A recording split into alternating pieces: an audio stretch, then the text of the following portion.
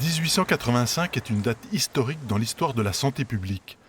Pasteur met au point le vaccin contre la rage après 5 ans de travaux seulement. Alors il faut savoir que Pasteur imaginait que la nature n'avait pas tout expérimenté dans le phénomène des maladies contagieuses. Il écrit même en substance qu'un micro-organisme, un être microscopique qui entre dans une espèce animale, eh bien sa virulence peut changer, bien entendu, et puis entre 1000 et une espèces, cet être microscopique peut passer d'un animal à l'homme et alors se créent de nouvelles contagions. Et c'est réellement le phénomène du coronavirus d'aujourd'hui. Quelques années avant la découverte de son vaccin, Pasteur travaillait déjà sur la transmission. On retrouve dans ces vitrines des expériences de 1878 dans sa vigne à Arbois, la vigne de Rosières.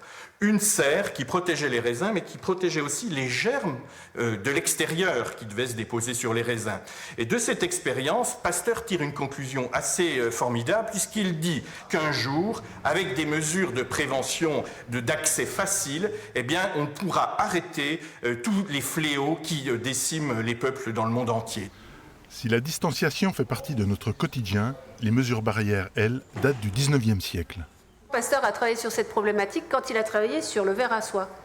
En fait, la France était l'un des premiers producteurs de soie dans le monde au 19e siècle et les vers à soie ont été attaqués par 2 maladies contagieuses qui ont agi en même temps.